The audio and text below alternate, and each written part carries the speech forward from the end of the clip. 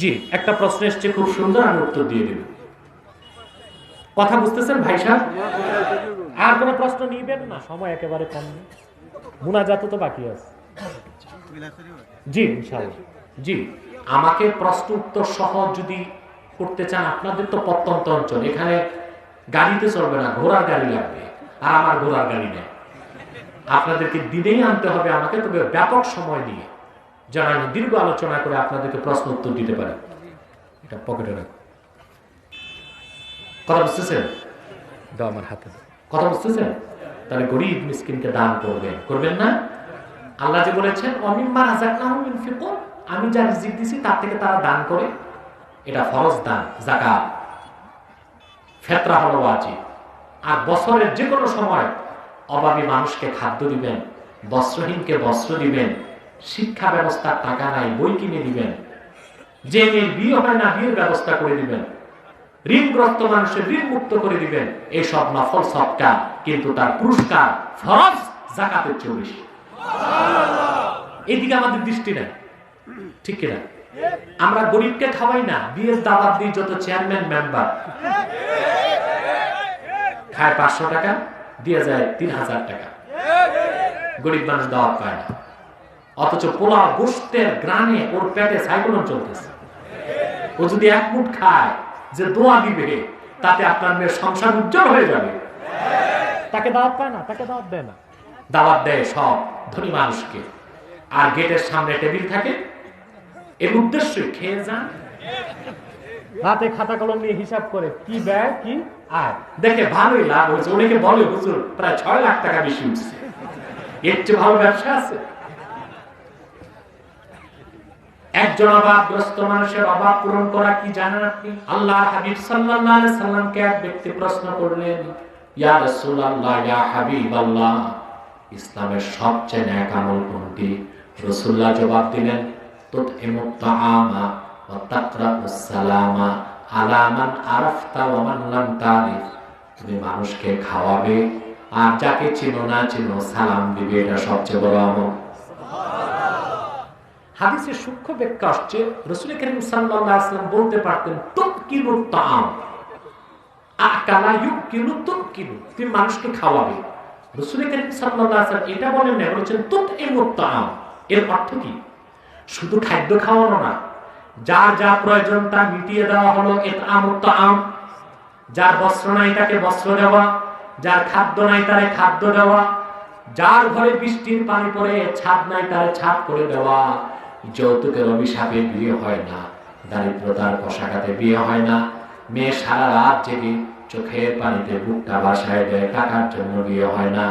আপনি তার বিয়ে দিবেন, যার বস্ত্র নাই বস্ত্র দিবেন, চাকরি নাই চাকরি দিবেন, শিক্ষার বই নাই বই কিনে দিবেন, ওষুধ নাই ওষুধ কিনে দিবেন। এই সবটা ইতআমুত তাআম, যদিও নফল, কিন্তু ফরজ যাকাতের চেয়ে বেশি সওয়াব আল্লাহ আমলনামায় দিয়ে দিবেন। 1947 পরে জাতিসংঘ মানুষের মূল অধিকার 5টা নির্ধারণ করছে: খাদ্য, বস্ত্র, চিকিৎসা, বাসস্থান, শিক্ষা। কয়টা? কোথায় পেয়েছে তারা? এটা হাদিস থেকে নিয়েছে, কোরআন হাদিস থেকে নিয়েছে। পশ্চিমারা মানুষের মৌলিক 5টি চাহিদা পূরণের স্লোগান তুলেছে 1950 সালের পরে। আর বিশ্ব মানবতার মুক্তির দূত আখিরি নবী মুহাম্মদ সাল্লাল্লাহু আলাইহি ওয়াসাল্লাম 1000 বছর আগে মানুষের 5টি মৌলিক অধিকার নয়, সকল মৌলিক অধিকার পূরণ করার দায়িত্ব উম্মতের হাতে ছেড়ে দিয়েছে। তো ইমত তাআম, সব কথা চলে আসছে। যার যেটা নাই সেটা দাও, সুবহানাল্লাহ বলবেন না? যার যেটা নাই সেটা দাও।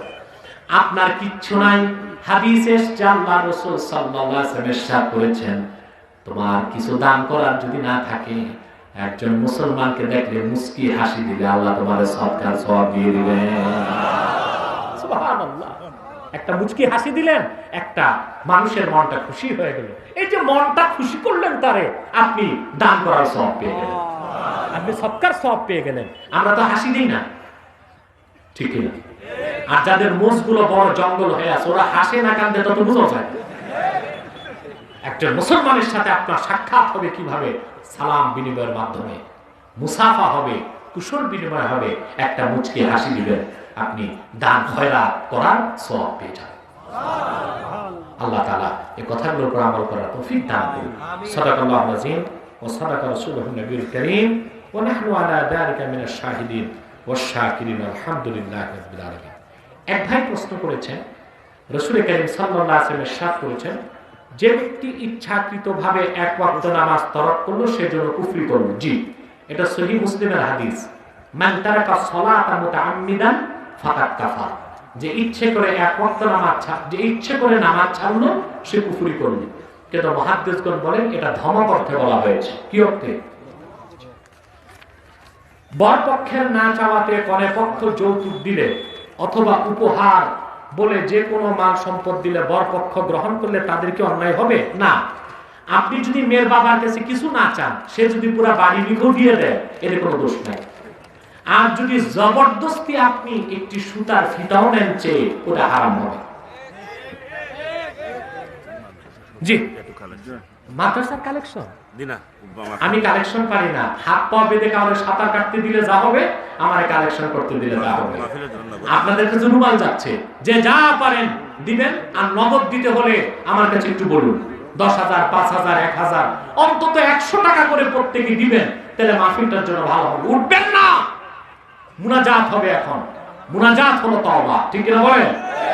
এখনই আমরা মুনাজাতের মাধ্যমে রোনা জারি করে বিদায় নেব। এখানে জি গণকি একটা মাদ্রাসা আছে, জানেন আপনারা? কি মাদ্রাসা বলেন তো? আলেম মাদ্রাসা। এই মাদ্রাসায় ছাত্র দিবেন, পারবেন না ইনশাআল্লাহ? আমাদের তরিকাতেই চলতেছে মাদ্রাসা, আলহামদুলিল্লাহ। জনপুর ফুলতলির সিলসিলায় মাদ্রাসা। এখানে ছাত্রদের পড়াবেন, আশা করি আকীদাটা ঠিক থাকবে। পারবেন না ইনশাআল্লাহ? আল্লাহ তাআলা কবুল করুক, মঞ্জুর করুক, বলুন আল্লাহুম্মা আমিন। রুমাল যাচ্ছে, রুমাল যাচ্ছে। কোথায় যাচ্ছে না? আপনারা কেউ দাঁড়ান না ভাই, একটু মাঠ থেকে দাঁড়ান। হাজার হাজার মানুষ কয়েকটা রুমালে